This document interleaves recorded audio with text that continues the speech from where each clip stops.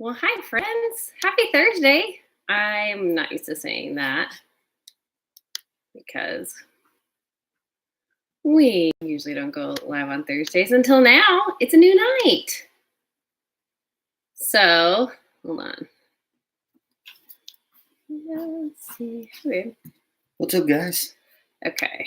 I need to get my Doing this on a Thursday.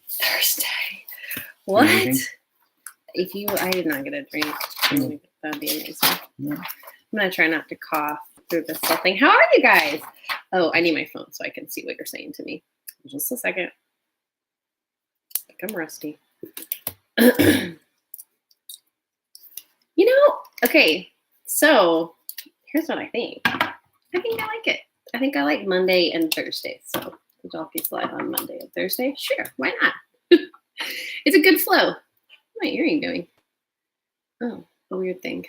Okay, that's like not the right way. Okay. You guys, I'm excited. We're going to talk about the difference between leadership and management tonight, and I know that maybe sounds a little bit crazy. Hi, Edna from Arizona. Okay, hold on. I want to see comments. I don't want to hear my voice. Nope. Okay. So we broadcast from my laptop, and we do it on YouTube and Facebook at the same time, but the comments are so delayed as opposed to when you watch Facebook or when you watch just the screen alone. So it's just so much easier if I watch your comments on my phone. It took me a long time to figure it out. Hannah is joining us from Virginia and Cindy from, Cindy, I actually don't know where you're from. Cindy, I'm so glad you're here though. How are you guys tonight? I love Monday and Thursday too, Tracy. I'm glad that you like it because it feels good to me. Like, okay, I'm really into rhythms and creating rhythms like in your life. And I'm like, I am digging Monday and Thursday. It feels really good to me. Tennessee. Oh, I knew you were from Tennessee. We talked about that the other day. Okay. Yes, Sydney from Tennessee. Oh, Melanie from Quebec is here.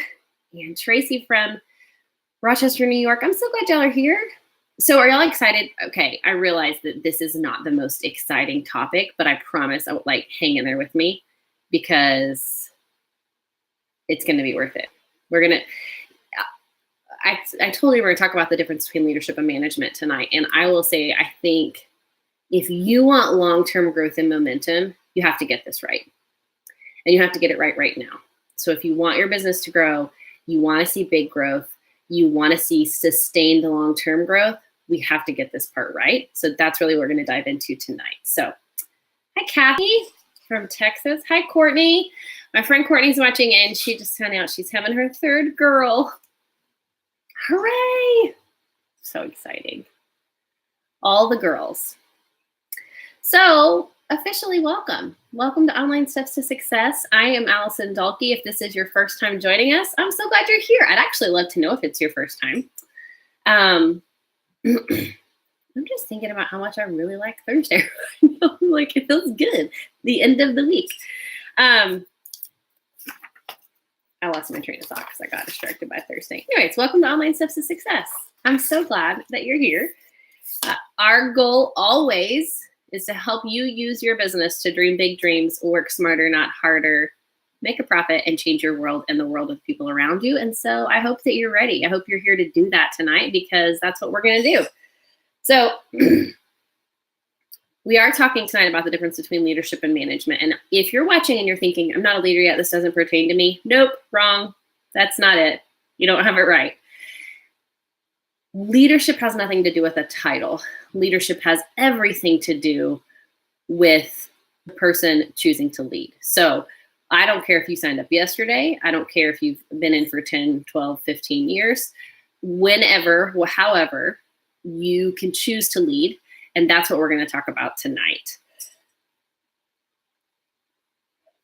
And the thing is, y'all, if you want your business to grow, you have to start leading now. You have to start leading now. So, and it's not scary and it's not hard. So we're going to walk through all that tonight. I'm going to give you some practical tools to help you lead. But before I dive in there, if there's anybody that you know that would benefit from this, anybody that you know is ready to grow their business this year, this might be a good time to tag them, share the video, let them know, whichever. Glad y'all like Thursday too. You're feeling it. Also, if you are in a leadership position by title, I want you to be really engaged tonight as we talk about the difference between leadership and management, because there is a big difference. And I want you to kind of be open to listening and trying to recognize, where do I fall? So you're going to see, as we walk through the two distinct differences, that there are some leaders who have management skills, and that's good. But overall, we want to lean on the side of leadership as opposed to management. Okay. And I'll talk a little bit about why in just a little bit as we dive in. Okay. I have a lot of notes tonight, so I'm going to read tonight. You know me. Sometimes I have notes, sometimes I don't. You never know what's going to happen. I do have a lot of notes tonight because I think this is such an important topic, and I want us to get it right, and I want you to understand.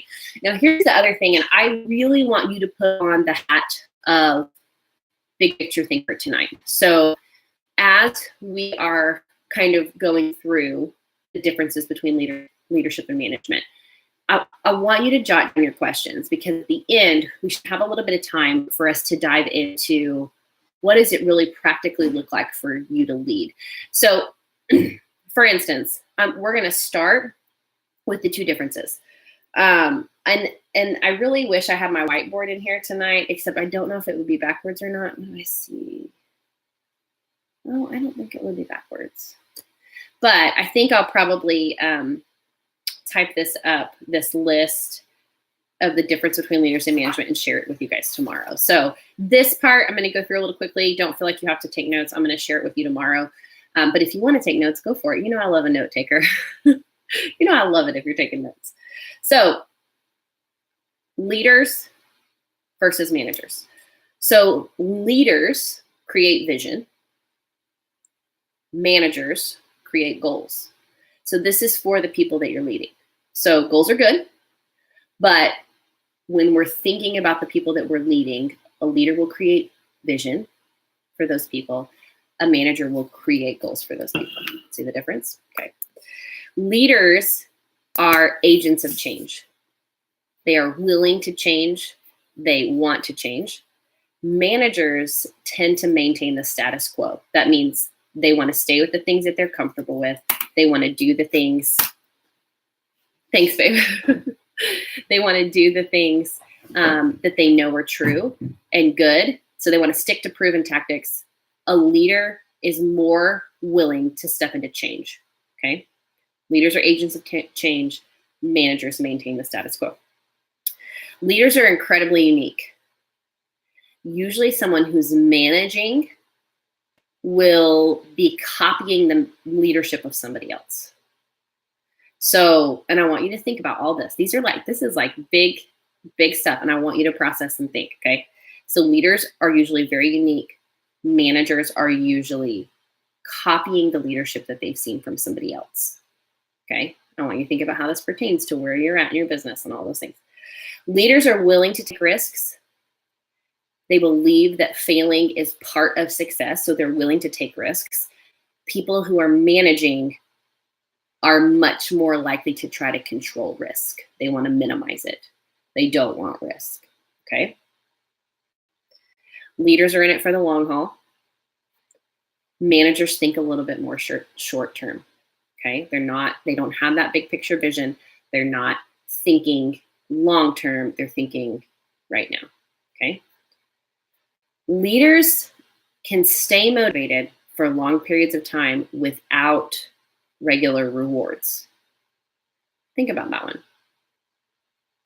Leaders can stay motivated for extended periods of time without regular rewards. It's because they are vision filled. They do not need a regular reward for the work they're doing because they know why they're doing it. Managers need a little bit more of the accolades and the push and you're doing a really great job. Now listen, I'm not saying that getting accolades or getting recognition is bad. But I am saying as you start to shift and step into, I am going to lead, we want to think about why and big picture vision, right? So you're not going to need the constant pat on the back. It's really interesting when I look at our business in general and I look at high-level leaders who doing really, really well in this business, they've never needed the constant accolades. They have thrived even in the lack thereof sometimes, if that makes sense. Okay. Leaders grow personally. They are focused on personal growth. They are continually growing. Managers tend to rely on the existing skills that they have. They're probably proven skills. There's things that have worked for them, but they keep doing those same things over and over again. A leader is going to push into personal growth, constantly be learning something new, constantly believing there's probably a better way to do this. Managers are going to stick to what they know. They're going to stick to the proven and stay because that's safe, right? That's comfortable. Okay. Hey, Don. So glad you're here. All right. Leaders are really good at building relationships. They know that relationships with the right people will push them forward long term. And they know that investing in the right people will also help them build more leaders, not necessarily more followers. Managers usually, instead of focusing on building relationships, focus on building systems and processes. Okay, you see the difference? Systems and processes are not bad, but we want to focus our energy on building relationships. So I want you to get this. Not everything I'm saying about being a manager is bad. It's not. Management skills are incredibly helpful. However, there is a bigger picture when it comes to leadership, and that's what I want you to understand a little bit. So leaders coach people. They are invested in coaching. They ask good questions, and they ask a lot of questions. Managers tend to direct people, meaning they tell people what to do, right? So and here's an example of this. Let's say a team member comes to you and says, I'm having trouble getting sales. A leader is going to say, tell me about why. What have you done? Where are you struggling? What have you tried? What haven't you tried? A leader's going to ask questions. A manager's going to tend to go to err on the side of, oh, well, then let's do this, this, and this, right? They're going to direct. And it's not bad, but we want to think bigger picture. We want to coach and ask the right questions, okay? Leaders, now this is what's interesting, and this is where you're going to be like, but this is what you said was not true. Just hear me out. Leaders create fans or followers, and managers have team members. Okay. Now, I know that in my teaser, I did that quote that said that true leaders don't create more followers, they create more leaders, and I'm going to get to that. But for you to create more leaders, you have to have fans that are learning from you, that you are vested in, that you truly care about their success. And we're going to get to that in a minute. But leaders, because of their vision, because of the questions they ask, because of the relationships they build, they do create fans or followers. The key is that they take those relationships and they take that true desire to help other people succeed. That's what leaders have, is a true desire to help other people succeed. And they turn those fans and followers into more leaders. That's the most beautiful piece of it. A manager or someone who is functioning as a manager is going to tend to just have a team. Okay. Yes, Barb, create leaders from your fans and followers. That's exactly what it is. And we're going to dive into that in a little bit more. Another difference between leaders and managers. A leader's going to ask questions. A manager's going to give directions. We kind of covered that a little bit, but they're going to ask the hard questions. Managers are going to give directions. So you might think about that list that we just walked through and think, well, those are good. There's good things about both sides, right? And that is true. But what we want to do, and especially in this business, it's so vital that we are focused on creating more leaders.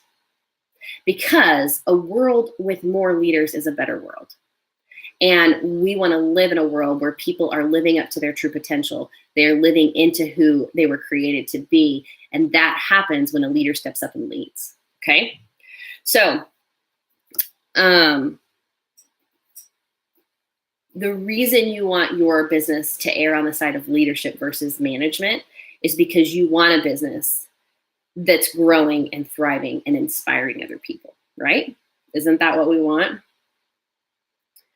And I bet that not all of you would say, well, my business doesn't feel like that. It doesn't feel like it's growing and thriving and inspiring other people right now. Maybe it has in the past, but maybe it doesn't feel like that right now. The other piece to that reality is some of you aren't acting like a leader. You're acting like a manager. You're managing people. You're not leading people. See the difference? When you wonder why nobody's engaging, it's often because you're managing. And people don't want to be managed. They want to be led, right? Okay. So what's that practically look like? You're like, okay, great. That's really fantastic. I know the difference now, but what does it look like in your business, right? Okay, this is good. So first of all, if you're not in a formal leadership position by role, by title, it's time for you to start acting like a leader. If you are in a leadership role and you're thinking something's amiss, something's wrong, I talk to leaders every day of the week, and that is often the recurring theme is I'm losing engagement, or we're not growing like we used to be growing, or, I hear that from a handful of people. And what's happening is they've slipped into management. And I will tell you, managing is easier. Managing your team is much easier than leading your team. But managing your team is not going to push you into exponential growth. Leading your team is going to push you into exponential growth. Does that make sense? Okay. All right. Here's some steps, practical steps you can take to start switching that place. And I want you to be honest with yourself. This is something you may spend some time journaling about. This is something you may spend some time really processing, because I think it really matters. So, Brandy, yes, managing is safe. It's safe. And remember, that's one of the characteristics of a manager is they don't take risks. A leader will take risks because they believe that failure is a good thing. It's part of the process. So here's how we start to step into what it looks like to lead instead of manage. First of all, we need vision. You need a vision for what your business is going to do in your life and how it's going to benefit the lives of others. Because it's really hard to get behind an uninspired leader who lacks vision. So step number 1 is vision. How many of you would say, my vision is clear? Just give me like a thumbs up. Like, my vision is crystal clear. I know what it is. I'm walking towards it. It is clear. I'm communicating it. I feel like my vision is really clear. How many of you would say that? I hate it when I ask you, then I have to wait for a minute because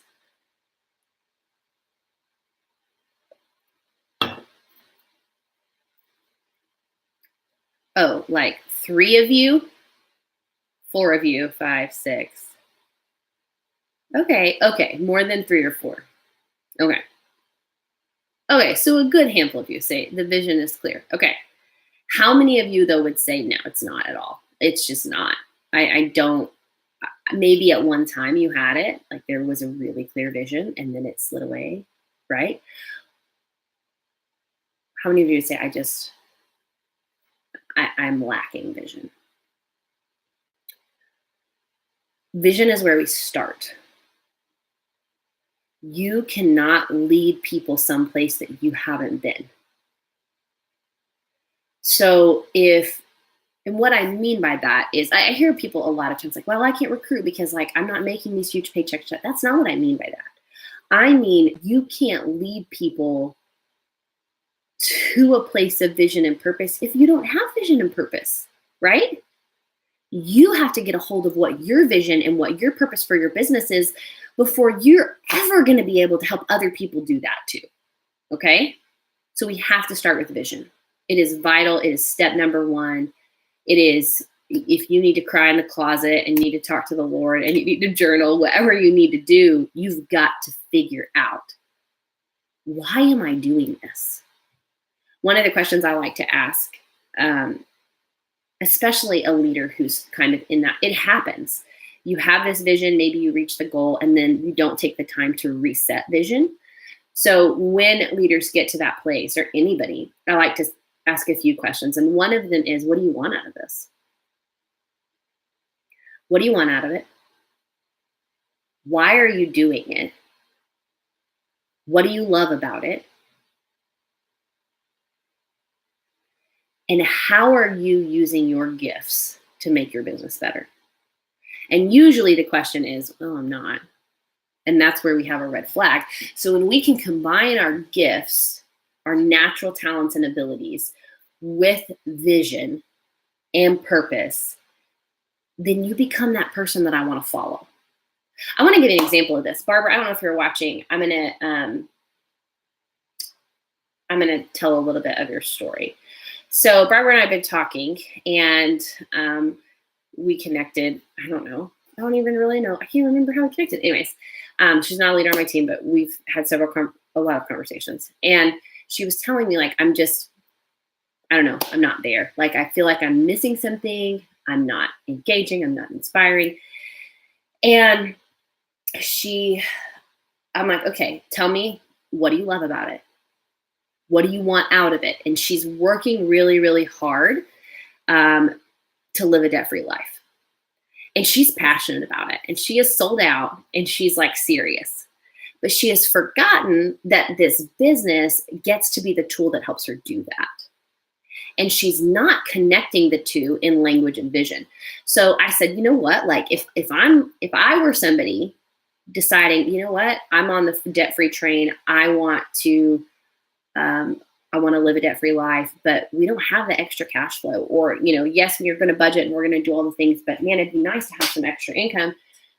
And then they stumble across you, and you're talking about using your business to pay down debt, using your business to pay off your mortgage, using your business to do all the things that you're doing, and you're passionate and you're serious and you're sold out. I'm like, that's what I want to do. I want to follow that person, right?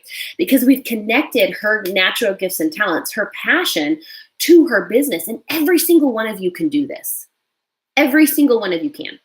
The clearer your vision becomes, and the more obvious it is, the narrower you get in your messaging and your wording, the more you are going to attract the people that are going to have a similar vision to you, that are going to want to follow you and then turn into leaders of their own. Does that make sense? So that's huge. Vision is number one. I already kind of hit my second point. Here's the second point. Here's how we start acting like a leader. Number two is you've got to be unique. We talked about that, and leaders are unique. Managers are often a copy of leadership that they've seen. So here's what that looks like. Actually, here's a big example. I'm really tired of seeing the same wording, the same pictures, the same grab for engagement on social media. And I'm not the only one tired of it. Other people are tired of it too, meaning I don't want to see the same crap. I don't want to see the same copy of something over and over again. You know what I want? I want you. I want the unique and authentic and transparent and vulnerable you. That's what connects us, not your copy of somebody else. So if you want to act like the leader that you are, you have to be unique in your leadership and in who you are. That doesn't mean you have to reinvent the wheel. That's not what I'm saying. But I am saying that you have to be unique in that you're doing it your way. Now, those of you who are leaders, this is important, and I have preached this for years, and I'm going to continue to preach it. When you promote to a leadership position, there is nothing anywhere that says you need to lead the same way that your leader did. That's not a thing. That makes you a manager. That makes you a copy of somebody else. No, what a good leader does is they promote to a level of leadership. They become equipped and empowered and say, okay, we're going to lead my way. We're going to lead the way that feels the best to me. We're going to lead the way that makes sense to me, that I know is going to make sense to my team, right? So it's vital that you stand on your own 2 feet. You've heard me say before that whenever I have a director promote out from my team, they get pushed out of the nest. And it's kind of a hard thing. And by pushed out of the nest, I mean not on the team page anymore, which you guys know I don't use a Facebook page for my team. But bye-bye. Because what happens when people get a title is they learn to fly or they don't make it. And that's the reality of it. And having done this for 11 and a half years, I did it wrong for a long time. And I kept people in the nest for far too long. And what happened when I did that was, one, I stifled their leadership. And two, some of them who were never going to fly stayed in the nest, stayed too connected, not too connected, but listen, long-term, people are going to stay or they're not. And when they have to do the work and they're forced to do the work of leading, that's when they figure out, am I going to fly? Am I going to not do it? I'm just telling you, it's like ripping off a Band-Aid. We got to let people fly. Because what's amazing is each of you has a leader inside of you. You do. You just need someone to look at you and say, I know that you can do this. Like, I'm so excited to watch you start to foster and care for and lead this group of people that have built you up to this place of leadership. And I cannot wait to see how you lead them. And I'm going to be here for you. And I'm going to help you make decisions if you want my advice. And I'm going to stand by you and encourage you and equip you. And we're going to troubleshoot when things go wrong. And we're going to talk about things that, like, I tried this and it didn't work. We're going to talk about all that. But you're going to fly. You're going to fly. We want our leaders standing on their own feet. Well, actually, we want them flying. So that's really two different things, isn't? You know what I mean? So you have to be unique as a leader. That's what I'm going to say about that. Okay. Number 3, how do we start acting like a leader? You've got to be willing to take risks. Failure is just a stepping stone towards success. So take a calculated risk if you need to. If you're in a season where something needs to change, if you're in a slump, if you need to do something different, there is nothing wrong with taking a risk. We've taken so many risks and we've done so many things that haven't worked that I've gone back and said, okay, just kidding. That didn't actually work. That's not failure. It's your ability to try something, right? When I took my team off of my Facebook page, people thought I was losing my mind. And honestly, it has been fantastic and amazing. Was there a transition? Yes. Was it a little rocky for a little bit? Yes. But I took a risk. And that's not what I'm saying you need to do, but I'm saying when things get stuck, you've got to be willing to take a risk, to try something different. It doesn't have to have a proven success rate. You don't have to know if it's going to work or not. The app that I started to use, no one had even heard of. And I was like, well, I'm just going to try it. You take a risk. It's okay. All right. All right. Number 4, step number 4 to acting like a leader is create a following. Now, I know, my teaser said that leaders don't create followers, they create more leaders. And this is true, but only partly. You need those fans and followers who will turn into more leaders by and through your leadership. Okay? That's why we have people on the journey with us. That's why you have fans and followers. Your fans and followers should be your team. Your fans and followers should be the other people walking alongside of you doing this business. Your fans and followers should be your customers, right? Or your fans and followers should be other people in the internet world that you're gaining influence over because of your leadership, right? Fans and followers turn into more leaders through your authentic and unique leadership. Does that make sense? Okay. This is all of it. How do they turn into their own leaders? Through your vision, through your authenticity, through your vulnerability, through your uniqueness, right? Because if everybody's the same and everybody's doing the same thing and everybody's leadership looks exactly the same, I'm honestly not inspired by that. But if you're doing something uniquely you, I'm attracted to that, right? If my story becomes clear, my vision becomes clear, like in Barbara's case, and I start to tell this story about this is why I do this. Now, is everybody going to relate exactly to that story? No, but that's okay. It's your vision, and your vision is going to create the right kind of followers that are going to become loyal fans and customers, that are going to become team members, that are going to become equipped and empowered through your leadership and turn into more leaders. Okay. All right. Step number 5 to acting like a leader. To be a leader, you have got to learn how to coach. When you get a new team member and you tell them the exact steps to get started without ever asking the right questions, that will usually result in their eventual burnout or disengagement. We have got to see people as competent and be optimistic about their potential. We need to resist the temptation to tell people what to do. Here's what's crazy and beautiful. You have this idea of what you want a new team member to do. You have this idea of how you want them to run their business, right? Probably. But what we have to wrap our brains around is that they're going to come to the table with their own ideas.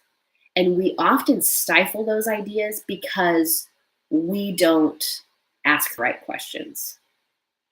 I have a team member right now, Rachel, who's just, she's so ahead of the game. She's actually been on my team for a long time. We started doing coaching calls pretty recently. And she has this fire about her right now that's amazing.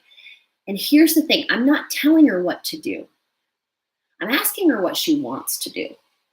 I'm asking her how she wants to grow her business. I'm asking her who she wants to. One of the conversations we had today, I said, is who are the people, like, who's the ideal team member to you? Who do you want on your team? And she's taken some risk. She's doing things differently. She's not just endlessly, throwing flyers up on social media to see what sticks. She's very calculated and very forward thinking about the way she wants to grow her team, and it's working, and it's awesome to watch. But as a coach, all I'm doing is asking her good questions. I'm asking good questions. Tell me about where you're struggling. Tell me about where you're winning. Tell me about what you want your business to look like. Tell me about the time that you have to invest in your business each week. If you want to lead, you have got to learn how to coach. Resist the temptation to tell people what to do and help them to come up with solutions on their own. If you want to build leaders and you want to build an organization of leaders, which you do, I promise you do, you have got to start from the beginning teaching people how to think. Having them think like a leader by asking the right questions. Okay? Does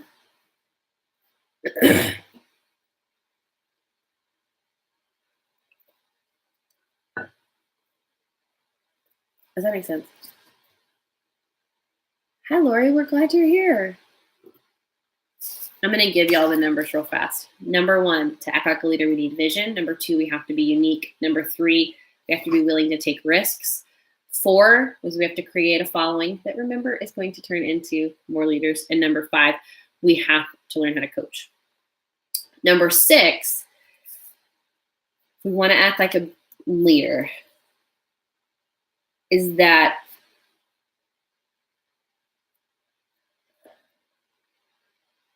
hold on, my notes don't make sense right now. Okay, this isn't going to be a cohesive point, but it is. The 6th thing is you as a leader have to make sure that your team genuinely knows that you care about them, that they genuinely know that you care about their success. That is how, when we have that compassion and that empathy as a leader, that's how people get on board. That's how people get the vision. That's how they want to follow.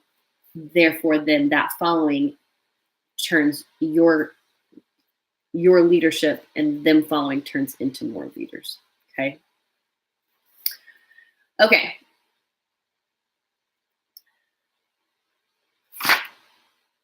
So on that note, that's how we take those followers, right? And turn them into leaders. Those of you who are in a leadership position, you've got the title.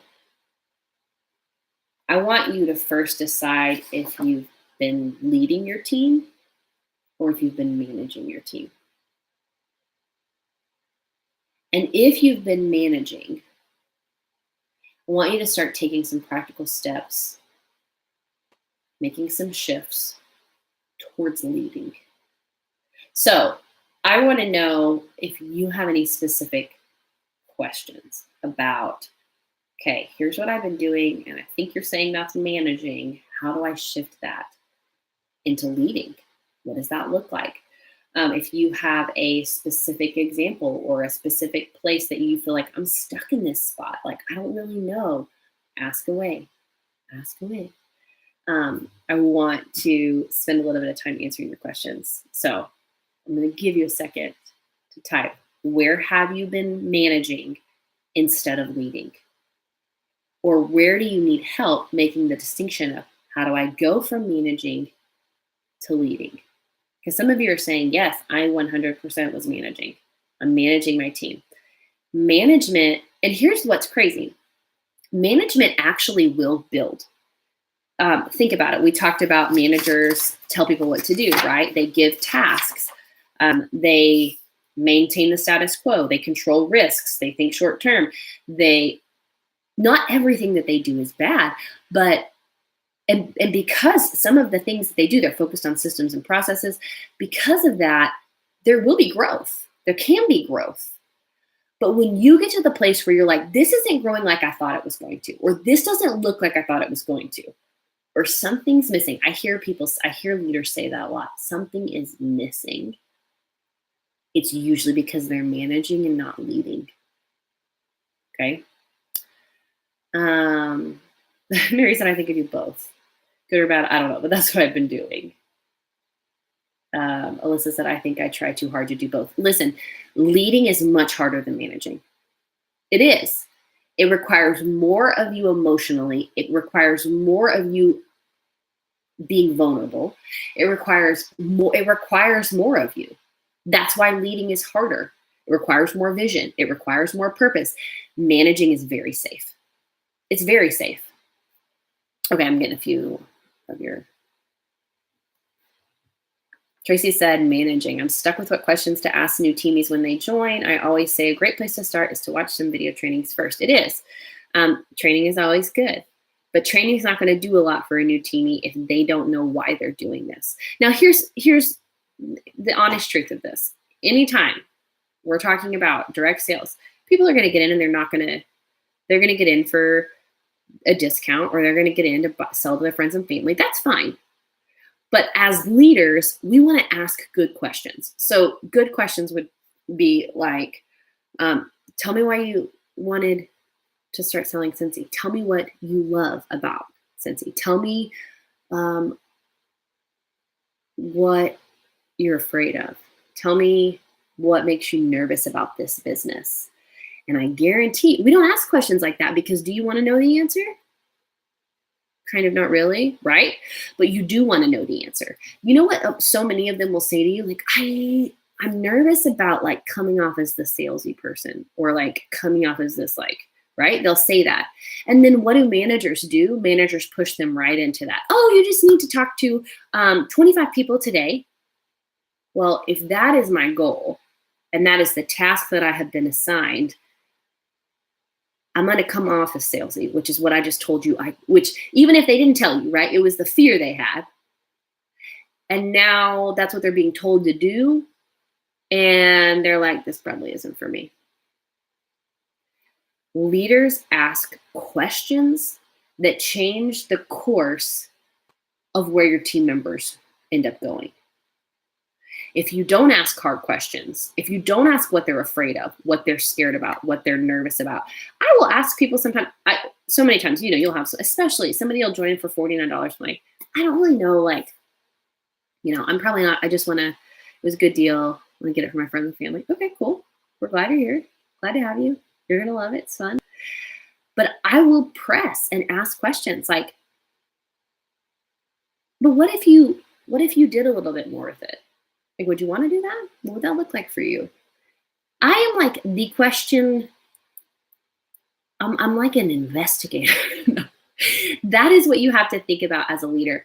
How can I ask questions that change the direction of things? Because so many times they're not going to tell you what they actually feel. They're going to tell you they're in it as a hobby because that's safe, right? But you're a leader and you're going to lead people to be better versions of themselves. You're going to lead people to dream big dreams, right? To change their world. That's only going to happen if you start asking good questions, okay? Edna says, how do I get them to listen again? I really do care, but I feel like maybe I was managing them and almost pushing my vision onto them, but I've tried to get them to talk to me, but it's been in hindsight. Yeah, so that's a really great question, Edna. So, and here's an important point. Your vision doesn't have to be your team's vision, but your vision needs to be clear. And your vision for what you want to do for your team needs to be clear. Now, it's important that your team knows your personal vision for your business. Like, this is why I'm doing it, and this is what I want out of it, and this is what I'm dreaming about, and this is how I'm going to make it happen. It's important that they know that. But what's more important is the vision that you have for leading them. Why? Why do you want them on your team? Why do you want them to be a part of your organization? Why do you want them to be one of your fans, quote unquote, right? Why? The answer is because you genuinely care about them. But sometimes we're so busy managing, so busy telling what to do, that we forget to ask them. So something that you said that's interesting, and I said I've tried to get them to talk to me, but it's in hindsight. I think one thing that leaders do well is that they listen well. And you have to build trust. And a lot of that trust is built through vulnerability, through being uniquely you, through stepping into your leadership, the unique leadership of you, not the copy from somebody else. Does that make sense?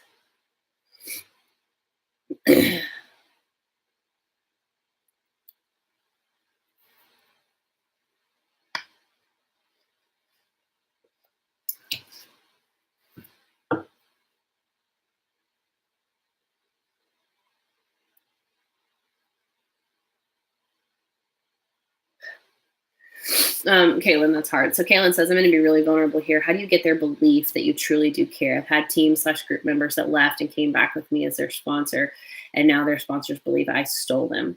That is one of those circumstances, Kaylin, where the critics don't count. So if you have somebody who loses team members and those team members later decide to join under you, that means that those people were probably lacking vision, or there wasn't a connection, or they didn't feel, it happens all the time. And so part of it is people take things too personally. You have to know that you have the best interest. You have people's best interest at heart, right? Okay. I'm going to answer a couple more of these.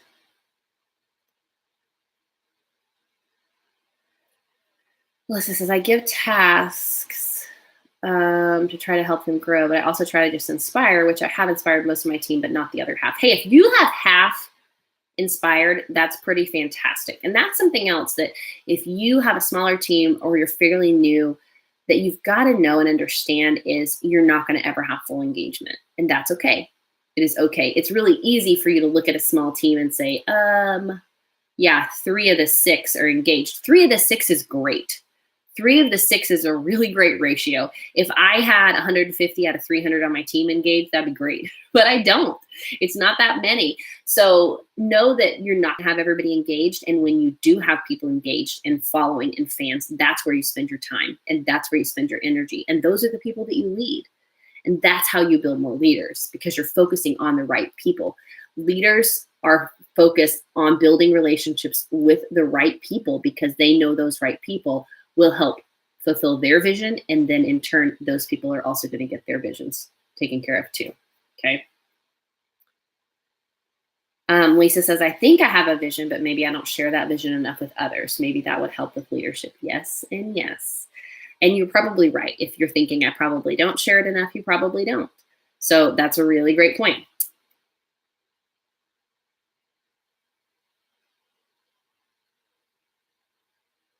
Yes, Barb. Barb says, I'm taking from this that I need more. How can I help? And what do you want for your business rather than do this, read this, watch this? Yes. So it's twofold. You need to make sure that in your leadership, you're equipping and empowering. So equipment would be training. Equipment is the read this, watch this, learn this. That's equipping, right? Because if people don't have the right tools to fulfill their vision, then they will fail. So we have to understand their vision, then give them the tools to help them make it happen. But we want to help do that by asking questions. So instead of here's how you're going to build your business, you're going to post 7 times a day on social media, you're going to message all your friends from high school, you're going to whatever, right? Instead of these, like you're going to pass out 50 samples a week. Instead of that, you're going to ask the right questions. What do you want your business to look like? How do you want to grow it? Do you want to do a lot online? Do you not want to do anything online? What does it look like? What do you want it to look like for you? You ask questions to help them come up with the game plan. Okay. It's not that we're not setting goals and we're not moving forward. It's that we're asking questions to help generate that. Okay. Okay.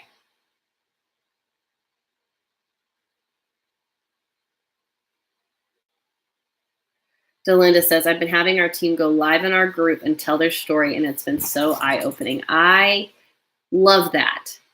Delinda, that's a very leader thing to do. It's awesome.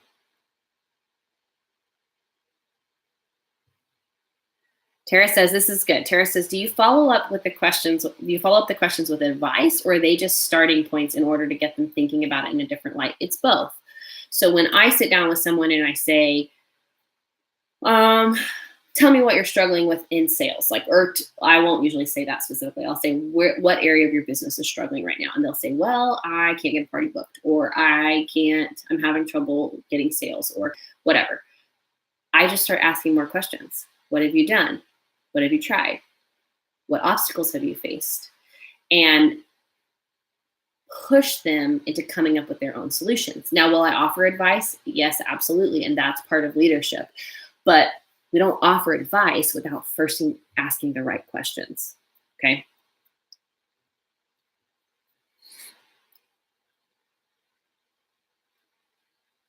Okay. Oh, y'all asked me a ton of questions. I'll have to go look at these next week too.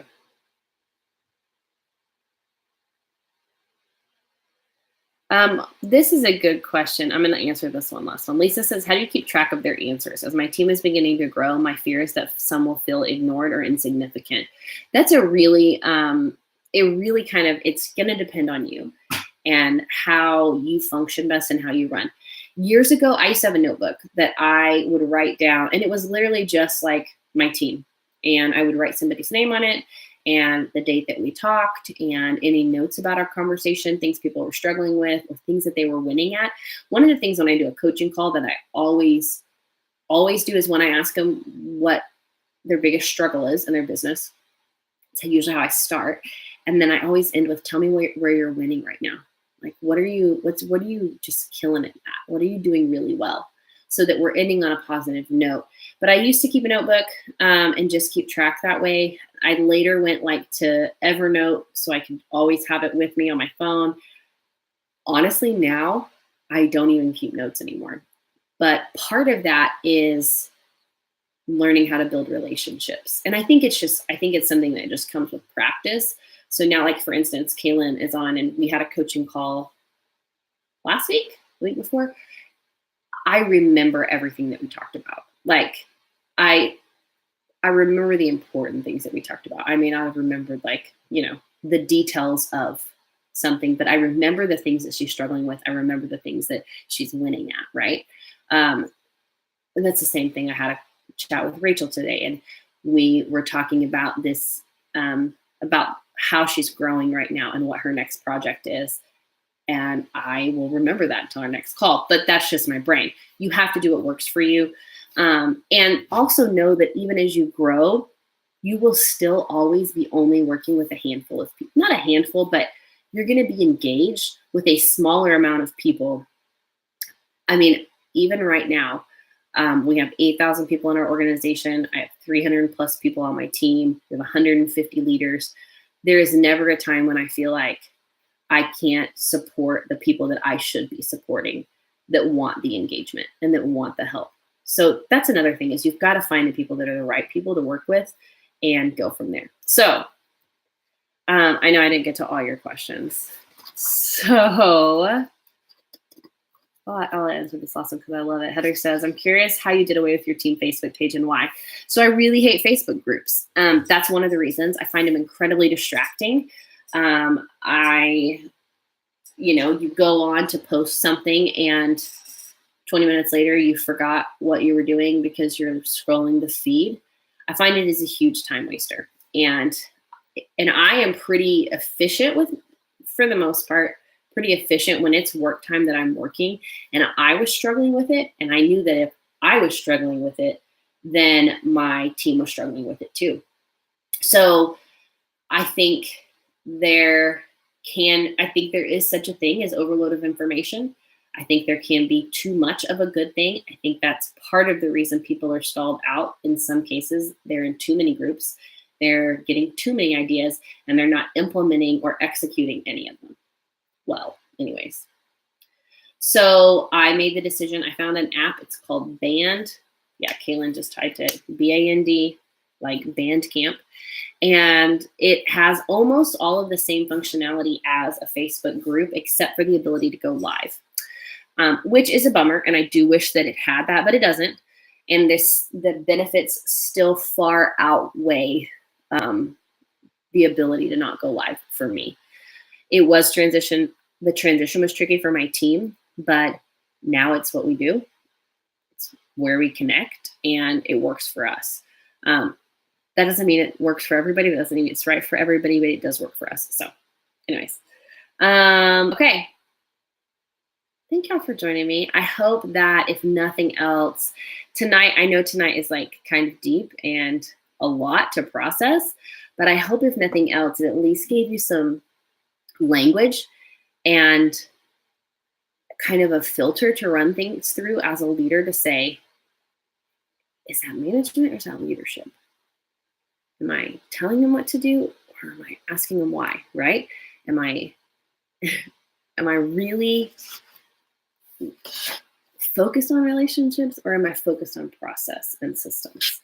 So I do have this little list that I read through you guys today about leaders are this and managers are this. I'll get it in a download and post it tomorrow so that you can have that as a reference. And it might be helpful for you to just look at all the time. Okay, am I willing to change or am I maintaining the status quo, right? Am I scared to fail? Am I willing to take the risk? It's good.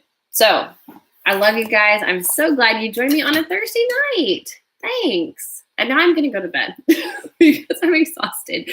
I did clean my office for you today, though, because look, it's clean surfaces. Don't you love it?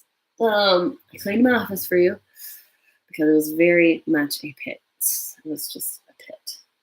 Because I thought if you're going to come hang out with me, it should be clean. And I cleaned it. So we're going to be live next Thursday night. I have a whole list of things to talk about. If there's ever anything super specific that you're thinking, man, I really wish Allison would talk about that, shoot me a message. Let me know. And we actually check our messages now. Isn't that amazing? We took a risk, hired some people, and they helped me. They're amazing. But yeah, shoot me a message. I do have a whole list. One of the things we are going to tackle in the next few weeks that I'm not quite ready to do because I want to be super prepared is we're going to talk about business budgeting. I think it is a huge necessary topic because it's where people miss so often. And if we want to talk about making profit, we have to know what we're spending on our business. We have to know what's a responsible amount to invest. And we have to know how to manage when you're in sales. So when you're in a sales-based business, especially those of you who have larger teams, how do I manage and budget for and prepare for the up and down of my paycheck when, overall my 1099 is fantastic, but the highs and lows of that are hard to manage. We're going to talk about that. I think it's incredibly important. It'll be relevant to you if you signed up today or if you have been in for a long time. We're going to talk about how you build a business budget, how you maintain it, and why it's so vital to your long-term growth and success. So I don't know if that'll be next week. I really want to be ready. Like I want to have some tools for you. But it will be in the next couple weeks. It's tax season, why not? So that is one thing that's been really, we have to talk about this. So y'all, thanks for hanging out. If this was helpful to you, if you know somebody it would be helpful to, you just send it to them. Tell me to check it out. Hope you have a great Thursday night, and I'll see you next week. Bye, y'all. Oh, and then it's awkward because I have to hit end. Just a second.